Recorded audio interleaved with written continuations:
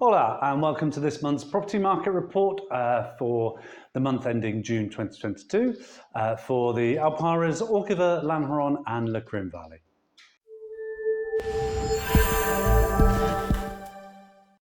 As usual, we'll start with the facts and figures surrounding the property market in the area and then look at some of the most important news items that are affecting both homeowners, sellers and everyone who lives in the area. Let's get stuck in.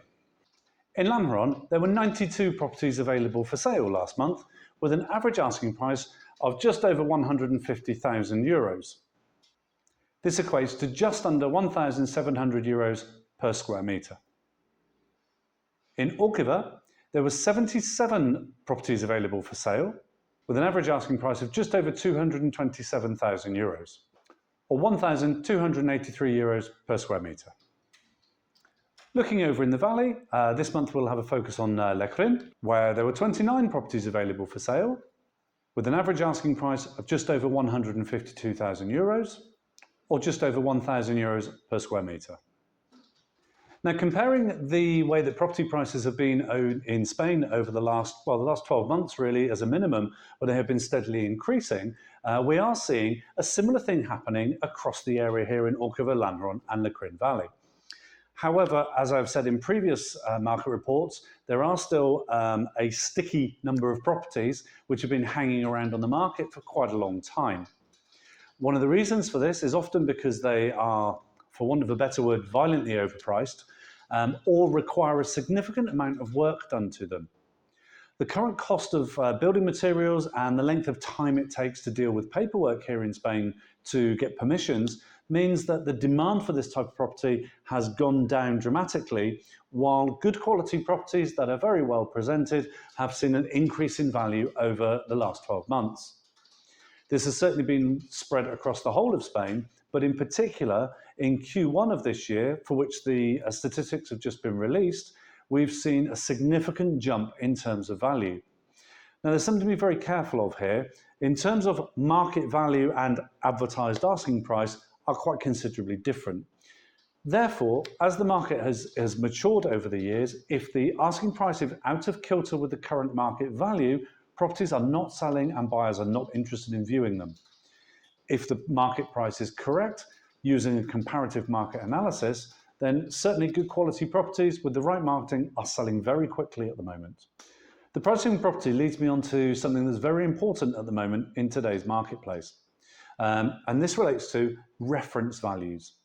If you're in the market to buy or sell a property and you do not know what a reference value is, you need to know this urgently. So please get in touch and we'll explain a lot more about it in detail for you. But here's a quick overview. Despite the fact that this law has been in place since January of this year, unfortunately, many professionals and people working in the industry are unaware of the impact of it. But the relevance of this law is very, very important if you're looking to buy or sell a property, as this directly affects the purchase taxes that you would need to pay, otherwise known as the stamp duty. When you buy a property, the price that you pay and what you register in the escritura or the deeds is what we term the real price or the market value of the property. However, the tax office have taken a very different view, and if the reference value that the tax office has placed on the property differs significantly from the purchase price that you're paying, then you could get caught out with additional taxes, charges and fines. So you may find you think you're getting a bit of a bargain, but actually a little time down the line you get a letter from the tax office telling you how much extra money that you owe. It's not difficult to find the reference value, and any professional agent should be able to help you out with that. So if you're thinking of buying a property, don't hesitate to get in touch and we can advise you on what the actual reference value of the property is. Of course, this is particularly important so that you can budget correctly for the price you're going to need to pay, including all of your costs. Just recently, several people have received these letters and costs and fines.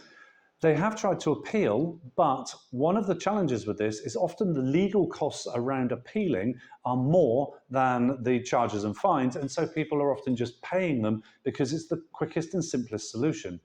But obviously it comes as a bit of a bitter pill to swallow that you weren't aware of it in the first place. Something to be particularly aware of, though, is that not every property has yet been given a reference value, even though the law has changed to say that's what the tax needs to be paid on. So this is something you need to be very aware of, because potentially you could get caught out later down the line. It's very important to speak to us about that so we can advise you correctly. Something else that has had a big impact over the last month, and will continue to do so, I suspect, is around wills and Spanish, your assets in Spain, particularly regarding property. There are many myths surrounding this, but a recent study has shown that more than 50% of non-Spanish property owners currently do not have a Spanish will. This is particularly dangerous because, let's face it, although it's not a pleasant fact, all of us are going to reach the point at some stage where we're going to need our friends, relatives, etc. to deal with an inheritance. We want to get there as slowly as possible, of course, but let's face it, we're all going to be there at some point.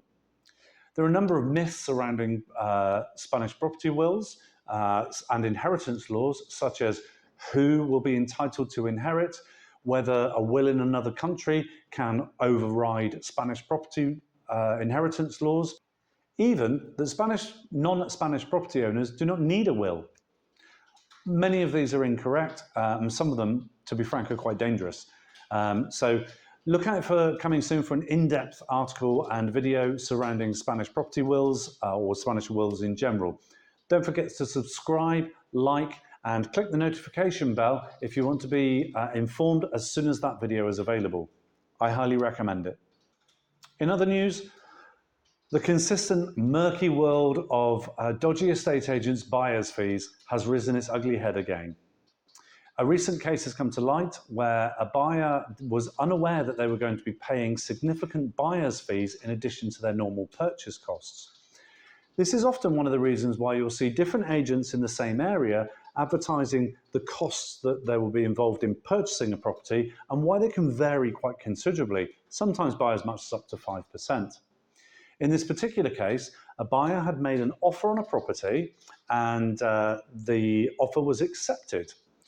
However, what happened was that agent also offered to do the legal work for them, and the buyer didn't speak Spanish, so the agent translated for them. The contract went through, they purchased the property, and they moved in. It was only several months later when they happened to be in a local bar and chatting to some friends and neighbours and got introduced to the owner. They were chatting about many things to do with the property, but then the subject of the price came up. It was a bit of a shock when they found out that the seller had actually received nearly 10,000 euros less than the price that they had paid. This equated to around 5% of the purchase price. On subsequent investigation, it turned out that the agent had actually put the offer forward 10,000 euros less than they had made because they'd written into the contract that they could take for themselves a buyer's fee of nearly 10,000 euros. This was on top of what the seller was paying as well. You can imagine how shocked both parties were, the seller to find out that they'd lost 10,000 euros and the buyer also to find out they'd paid 10,000 euros more than they needed to. This murky world of buyer's fees is unfortunately not something that is illegal in Spain. It's perfectly legal to do. It's just, I don't know, let me know in the comments below. Do you think it's morally acceptable? Personally, I don't think so. One of the reasons I think it's always important to find an agent that is registered with a professional body and subscribes to a specific code of ethics where they agree not to do these sorts of things and to be open and transparent about everything. Do look out for this one. There are still many agents in Spain who are using these murky methods. Highly advise avoiding anyone that does. And finally, which nationalities are spending the most money on properties in Spain? Looking at a list of wealthy Western countries, we can see who are the top payers for properties in Spain. Now, interestingly, in the top spot are the Swedish.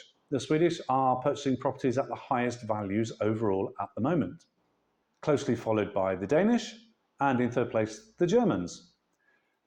The British bring up fourth place, but whilst the British do purchase more properties in Spain, for example, last year they purchased over 12,000 properties, and the Germans only purchased 10,000 properties.